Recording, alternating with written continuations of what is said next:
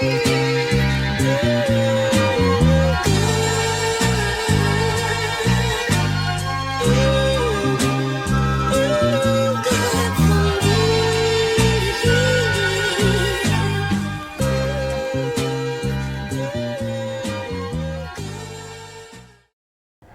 to Can We Talk? I'm Derek. And I'm Sonia. Thank you for watching. Today's episode is Intimacy, Finding the Missing Piece. Can we talk?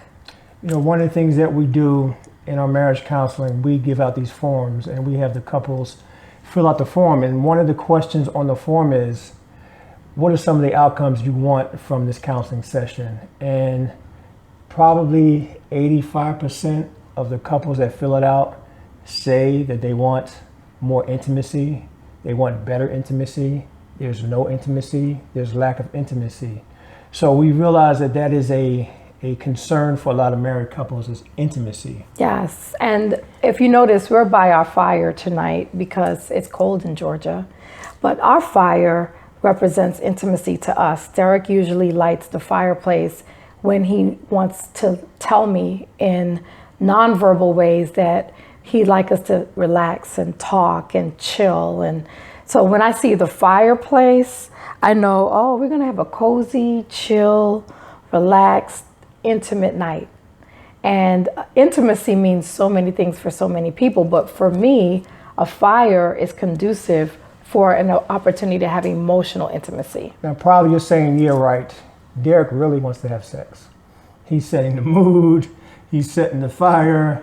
He probably wants to have sex. So that sounds good. And most people believe that that's what men believe, that intimacy is associated with sex. And even though that was not on my mind at that very moment, but of course that is the hope of ending the evening with some intimacy leading up to... With some sexual intimacy. Sexual intimacy. Yes. So we're going to talk a little bit about intimacy coming from the perspective of a husband and a wife. But sometimes it doesn't lead to sexual intimacy. Sometimes it leads to falling asleep. Right on the couch, and that's fine too. But in this episode, we'd like to explore what intimacy means to you. And we have a question of the week later coming back about that. And I think it's important that we talk about how we have built our intimacy, and hopefully it'll be helpful to you. So as you know, we're marriage counselors, and oftentimes we give our life lessons in our marriage to help other couples identify where they're stuck or where they need to go, or what areas of concern that they may have. And so years ago, we discovered that intimacy is something that builds. It's not just one thing. It's not just sex. It builds. And so we established years ago in our marriage that we had to begin intimacy from the ground floor and build it up. And the bottom floor, the foundation, the leveled bottom, is emotional intimacy. And emotional intimacy is what builds spiritual intimacy. And spiritual intimacy is what builds financial intimacy. Financial intimacy builds sexual intimacy, meaning that if you're financially intimate, if you're spiritually intimate, if you're emotionally intimate, then more than likely your sex life is going to be great and your sexual intimacy is going to be great. So if you find that you're struggling in your sex life, husbands, or if you find like you're struggling in your sex life, wives, you have to trace those other three. Is it financial stress? Are you not on the same page financially? Are you thinking about bills, thinking about future, thinking about tuition for the kids, thinking about paying the next utility? Is it spiritual intimacy? Do you serve the same God? Do you worship together? Do you spend time in prayer? Is it emotional intimacy where you have no clue what the other person feels or needs, or is there resentment that has been lingering dormant that's built up, preventing you from being able to reach those other three type of intimacies? Mm-hmm. So those are some, just some bottom ground floor examples of what intimacy looks like for us and what has worked in our marriage. So what is the definition of intimacy for you? if we were to say right now for you to ask your spouse, what is intimacy? So take a moment, look at them. If they're not watching this, pause it, go in the other room and ask them the question, what is intimacy? Now, if the wife is asking the husband intimacy right now, if he's sitting watching TV, you're going to get, I don't know. Sex. Why you ask me that question for right now? And if the husband asks the wife, if men are watching, hopefully you are, the wife may give a longer version of what intimacy is. But most people have different definitions of intimacy. It's true. We have a marriage counseling group that we do twice a month for couples in the Atlanta area. And we did an intimacy inventory last month with our group. And we asked everyone to give what intimacy means to them in one word. And I don't know, out of 12 people, nobody gave the same word. Right. And more importantly, no one gave the same word within the marriage, the couple that was giving their description. Right. Yeah. So, we have, because 22 years of marriage, we have defined intimacy in our marriage now. But I'm going to put Sonia on the spot for a minute, and she's going to ask me the same question. I'm used to it. So, and we want you to think about this question. Before you met me, what was intimacy? Before you met me, what was your definition of intimacy? My definition of intimacy didn't change from when I met you till after I met you. It's still the same. Mm-hmm. It's transparency. Okay. If I could be transparent with you, I know I can be intimate with you. Okay. So ask me that question. So, Derek. Yeah. Before me, what was intimacy for you? Before you, intimacy was physical closeness, which in my mind is supposed to lead to sex. Mm-hmm. So it was hand in hand. It was the motivation to be physically close to a female, but the underlying current was sex. Mm-hmm. So for me, before marriage, that was intimacy for me. Ah. So you see the difference is that we come into our marriages with a different definition of intimacy. And of course, that doesn't come out when you were dating. What comes out, intimacy looks like you're holding hands and you're going to the mall and you're having fun and you're going to church together, you're opening the car door and you say, oh, you're so silly. You're laughing at the jokes. You're doing all these things that are masked of intimacy, even though it is intimacy, because the definition of intimacy is a close familiarity of a person, closeness. Mm-hmm. And so, but you can only get that closeness if you're transparent. Right. But we give a little bit of transparency. Men give a little bit of transparency, and because that's true. Intimacy is about the heart. Mm-hmm. Intimacy is what's in my heart, and am I able to be vulnerable enough to be intimate? Do I want to talk about the things that are bothering me? Do I want to talk about my past? And it's more challenging for men than women, even though women do have challenges, because we do know women who are unable or choose not to, or for whatever reason, are unable to be intimate. Yeah, that's true. I think for women, we always started the ground floor. We always started emotional intimacy, which is why some people may ask, well, how come spiritual intimacy isn't first? Well, for me to tell you where I am spiritually, I have to be safe with you emotionally. And I think I speak for most women, not just wives, for women, when we say that we need to know something emotional about you, we need to be able to share something emotional about ourselves and feel safe sharing it before we share anything else. And that could be as basic as I am the middle child of a family of 5 and my sister is deceased, because that's an emotional issue. That could be as basic as that. That may be all you'll know, but I'm going to see how do you handle that. But that's still emotional intimacy for us. Right. Before I share with you what I struggle with spiritually, or what my prayer life is like, and what does God mean to me, that's spiritual intimacy. But I'm not sharing that with you until I know my emotional stuff is safe with you. So that's why we discovered spiritual intimacy falls after emotional intimacy. You got to lay that foundation. And then, of course, financial intimacy, people miss that one. We learned the hard way. But if you can't express what how money makes you feel, or how you respond when there's no money to when there is money, or what messages about money were sent to you growing up, you can't share that if you're not emotionally safe, or not if you're spiritually safe, because biblically God has shown us there are ways to handle money. There's ways to be good stewards. And if you can't talk about those other two areas, you're definitely not getting to the financial intimacy, which wrecks a lot of marriages, by the way.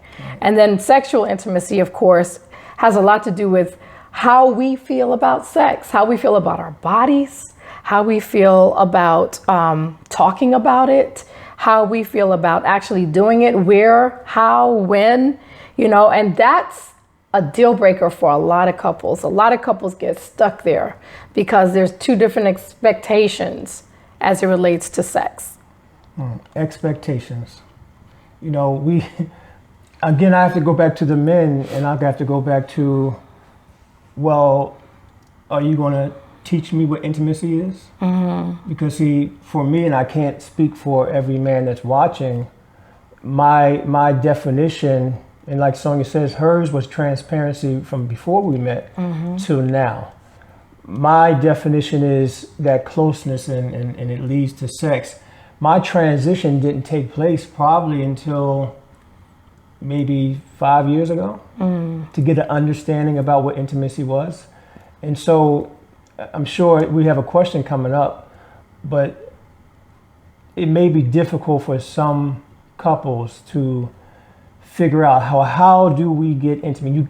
You're watching to find out how does a couple become intimate when there's a lot of barriers that are preventing either a husband or wife. It's not just the husband, they're wives. So how does a couple break down the barriers so we can become intimate? We can sit in front of a fire, or we can go to a movie, or we can lay in the bed without any barriers, without leading to sex. That's the missing piece. Finding the missing piece is how do we help couples find the missing piece to intimacy? Because sometimes people get into this routine. Couples who've been married 5-6 years, going into the 10th years, it becomes comfortable. So intimacy is not because they don't love each other. Intimacy is because that's just how it's been.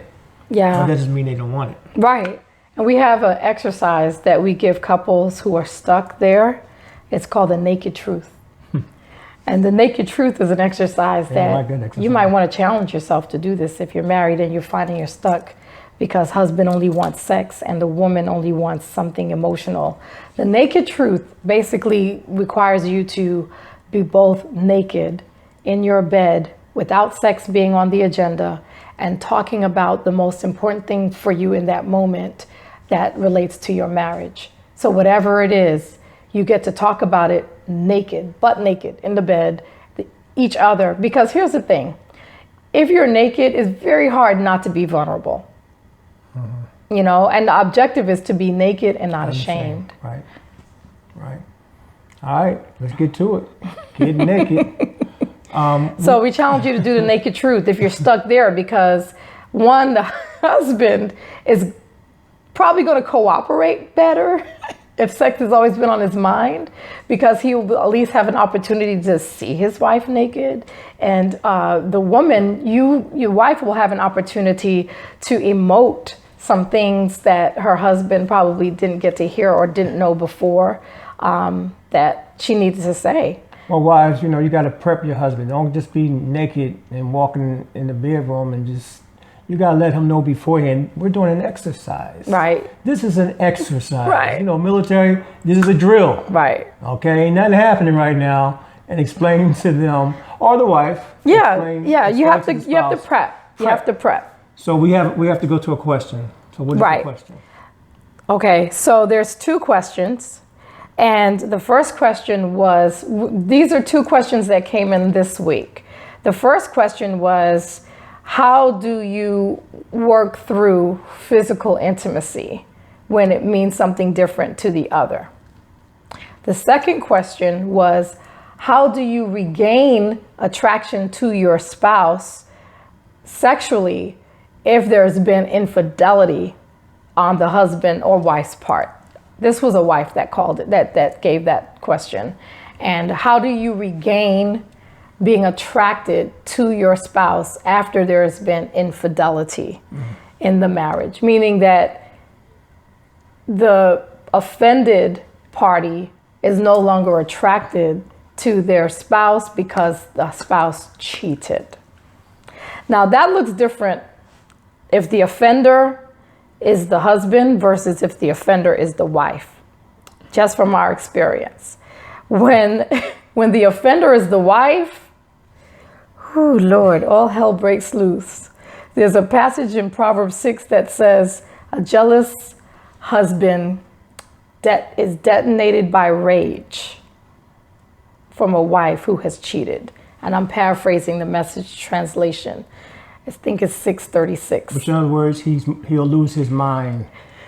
He goes crazy. And has a hard time recovering. He doesn't recover very well. Has a really hard time recovering. Right. And I believe that God told us that in the Bible so wives could understand that if you cheat on your husband, intimacy is going to be compromised, but more than that, he's going to lose his mind.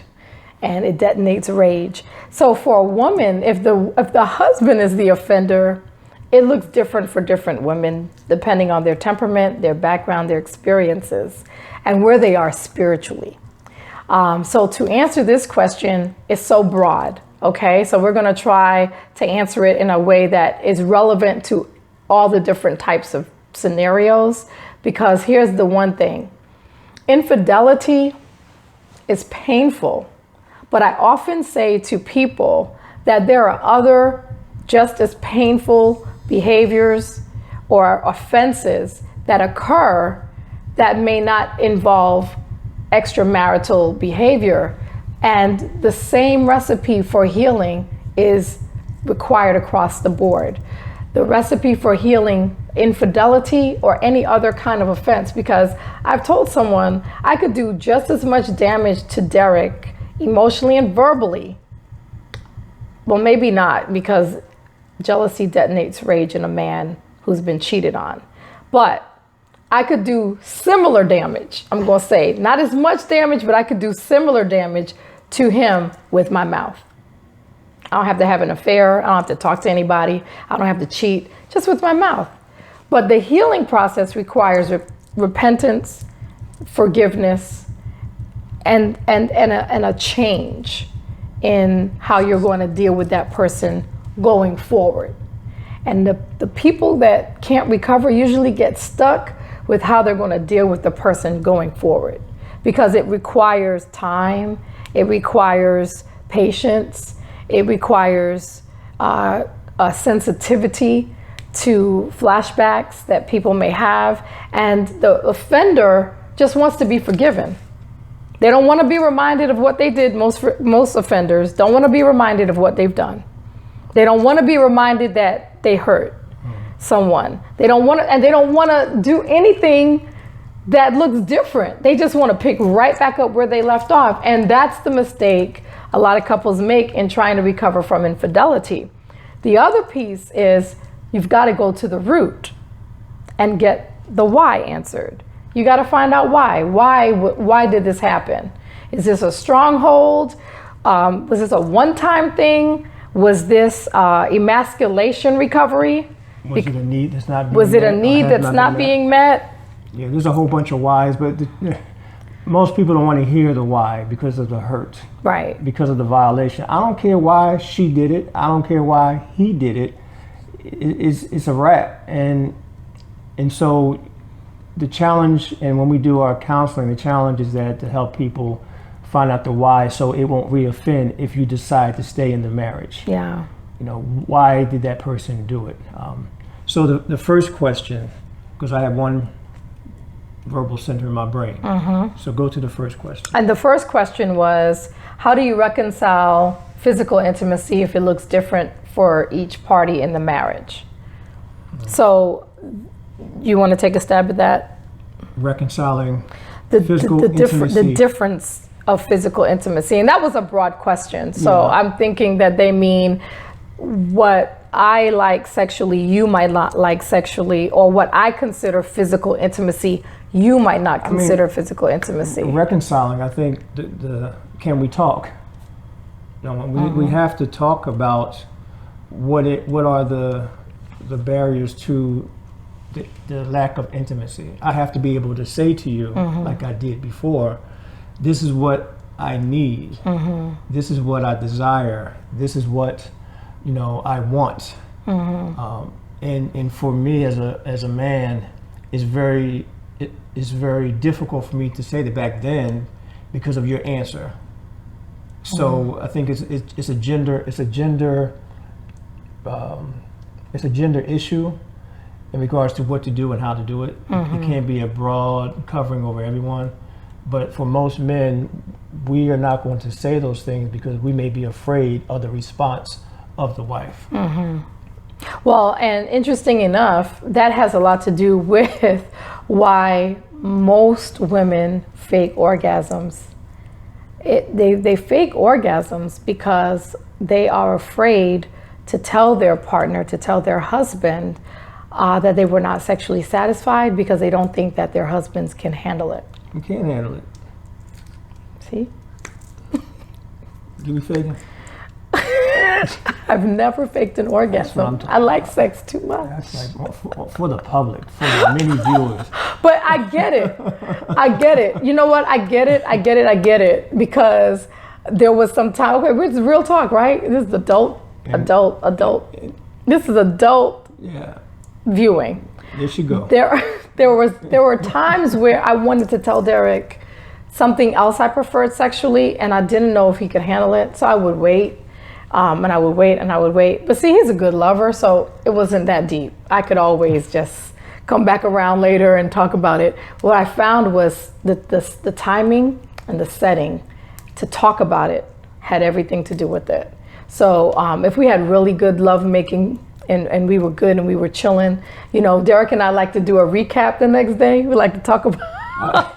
I'd be like, did the SWAT team, were they outside the door? I could have sworn the SWAT team was coming around. Oh gosh, we are doing what we said we were not going to do, which was make this about sex, because intimacy is not just about sex. But that question was, so stay with us. We're talking about physical intimacy and the differences. So I found that Derek responded, Wise, if this is your issue, first of all, you need to tell your husband, I have not been achieving an orgasm. You don't have to go into details of how long unless he asks.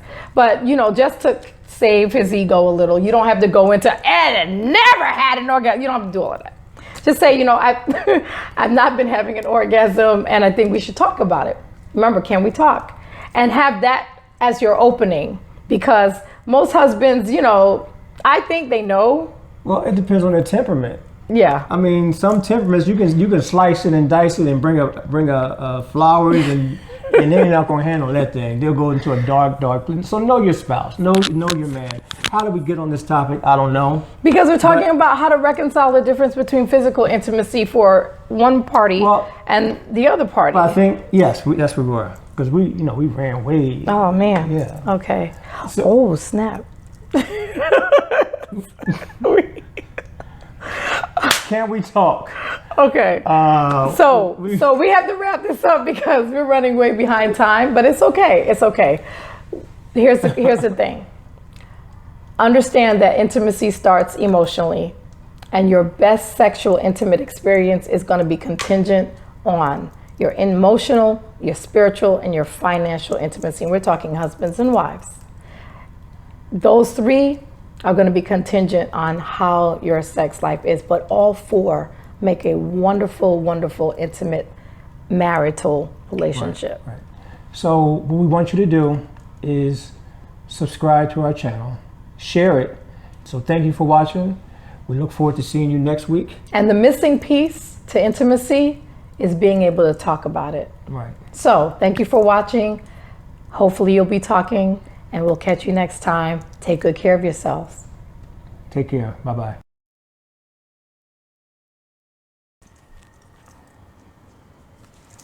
All right. Okay. Go ahead, do the thing. Can we talk episode 3? Welcome to Can We Talk? I'm Derek. And I'm Sonia. Today's topic for our episode is entitled Intimacy. Wait. I found myself zoning out. I was looking at this other place and I was told to look at the screen. Do you look at the screen? I look at the screen. It seems to work. Okay, I'll look at the screen. Okay, do it again. Sorry. Can we talk? Take two. Welcome to Can We... No, I did it again.